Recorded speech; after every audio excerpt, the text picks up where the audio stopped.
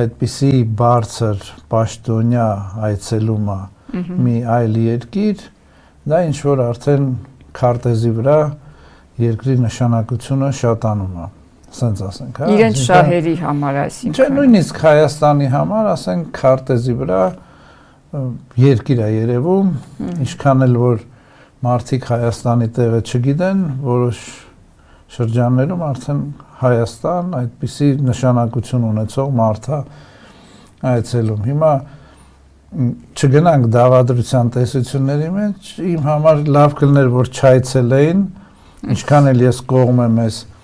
TRIPP-ին, դա ժամանակավոր, ասենք, անվտանգություն ստեղծեց մեր համար, ժամանակավոր, բայց ցույց է տալիս պատմությունը, որ երբ որ նահանգների բարձրաստիճան պաշտոնյաները, ես հիշում եմ Իրաքը, Աֆղանստանը, Լիբիան, ասենք, երբ այցելությունները լինում էր, հետո խառը իրավիճակներ էր ստեղծվում։ Նաև Հայաստան, ինչու հիշում եք 18 թվականին Հայաստան եւս այդ մակարդակի այցելություններ եղա եւ հերթականությամբ սկսեցին հանձնել Արցախը, Հայաստանի տարածքները։ Հիմա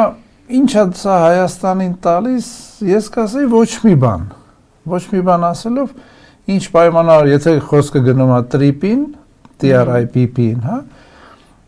Հայաստանի հետ էլ քննարկելու ոչ մի բան չկա, ինչ քննարկվել է, ասենք, այս այցից առաջ ինչ-որ նրանք հայտնել են, հայտարարել են, եթե ինչ-որ չհայտարարված ետկուլիսային պայմանավորվածություններ կա, մենք չգիտենք, բայց ինչ-որ հայտարարված, այսինքն այս այցի ժամանակ դրանից բացի ուրիշ ոչինչ չի նախատեսվում։ Այն ինչ վերաբերում է ադրբեջանական կողմին, նրանք եթե փորձում են դառնան ռազմավարական դաշնակից, այսինքն այդ 709 amendment, հա, այդ ոնց է հայերեն, բանաձևը, նրանք փորձելու են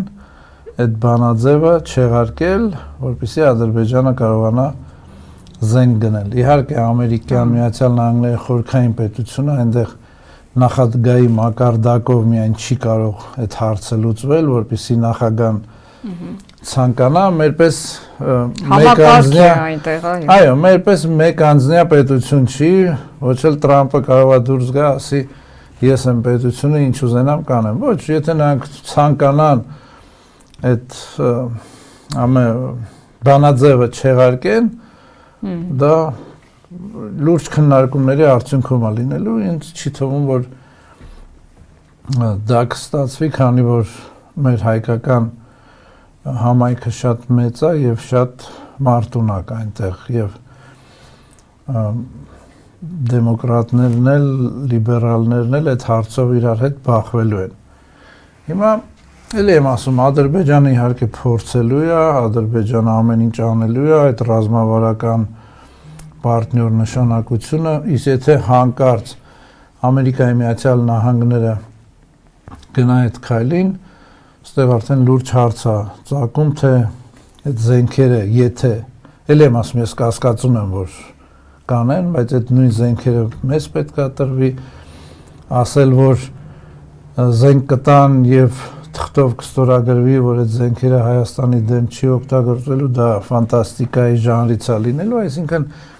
եթե նրանց զինելու են, մեզ էլ են զինելու, հասկանում եք, այսօր այս կոնֆլիկտը իբր խաղաղությունը, հա, որը որ մեզ հրամցնելու են ընտրություններից առաջ, լրիվ անցել է ուրիշ դաշտ։ Այսինքն մենք տեսնում ենք օլիմպիկ խաղերի ժամանակ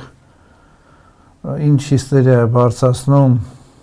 երբ մեր գեղասահորդները, հա, պարում են Արցախ երաժշտության տակ, այսինքն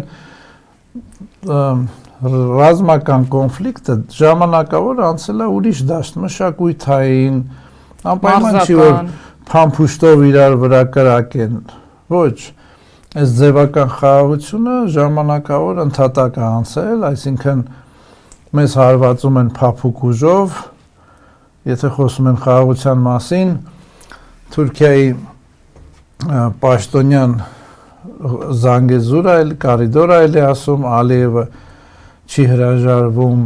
Արևմտյան Ադրբեջանից, էլ չասած, որ ցմա բանտարկություն է տալիս, ինչ վերաբերմունք մենք ունենանք այդ ռազմաքաղաքական ղեկավարության հետ, դա կարևոր չի, կարևորը փաստը, որ այցից առաջ է այդ տալիս այդ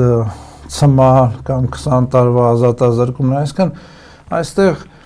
իլյուզիա ինքնախապեյությամբ զբաղվել, թե մենք գնում ենք խաղաղության, նույնիսկ Ամերիկայի Միացյալ Նահանգների օգնությամբ դեռ շատ վաղ է ու մի քիչ չիրականացող, հա, ինչքան էլ ես լավատես եմ, որ